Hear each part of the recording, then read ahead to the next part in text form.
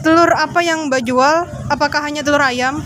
Enggak, ada telur bebek, ada telur burung puyuh, ada telur ayam kampung. Di mana Mbak masuk telur yang dijual? Apakah dari peternak langsung atau gimana? Enggak, dari distributor. Karena kita dari tangan ketiga. Mulai jam berapa dan sampai jam berapa Mbak berjualan telur, dan apakah telur terjual habis semua dalam waktu 1 hari? Dari jam 8 pagi sampai jam 9. Enggak, apa tadi pertanyaannya? Apakah telur terjual habis 1 hari? Enggak, itu kayak 20 peti habisnya 3 hari. Jika tidak habis dalam 1 hari, banyak telur yang Mbak bisa jual tiap harinya berapa? 1 hari bisa 7 atau 10 paling banyak, karena kita masuk ke toko-toko sembako juga. Apakah Mbak pernah tidak dapat menjual 1 butir telurnya dalam sehari? Biasanya karena apa?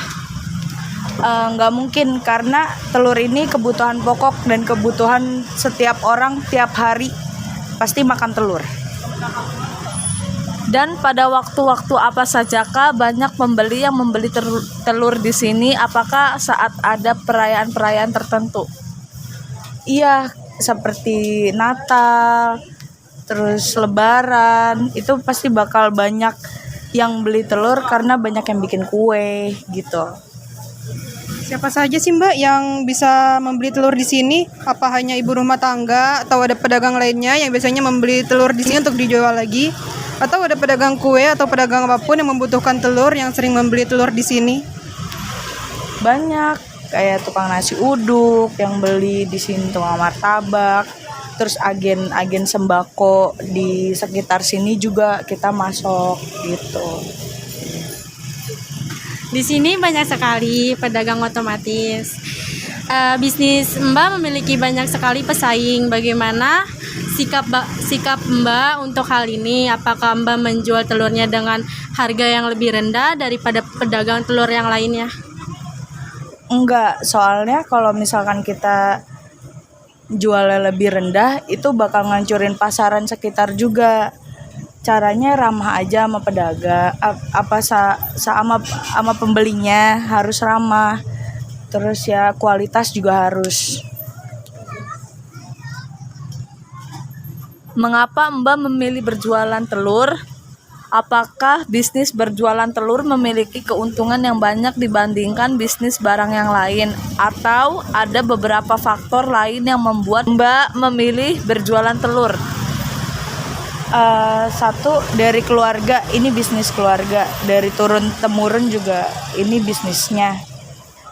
Terus juga karena ini juga kebutuhan pokok, nggak mungkin gak laku. Kalau kelebihan dan kelemahan yang dirasakan dalam bisnis jualan telur ini, apakah lebih banyak kelebihannya atau kekurangannya? Enggak sih, nggak ada kelebihan, nggak ada kekurangannya juga. Kelebihannya, keuntungannya ada, kekurangannya juga ada. Tergantung gimana telurnya aja. Biasanya menjual telur dengan harga berapa? Dan untuk modal yang dikeluarkan itu biaya Dikeluarkan tuh nggak nentu, tergantung pasarannya lagi rendah atau tingginya.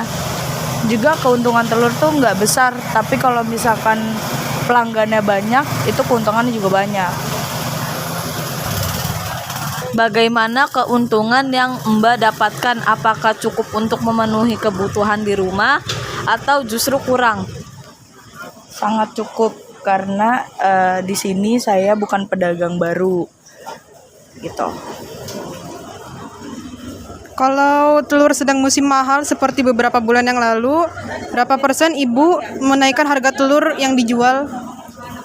Sebenarnya keuntungannya sama, per kilo itu 2.000. Kalau misalkan lagi naik ya jualan naik, jadi per harga itu tergantung harga dari sananya gitu.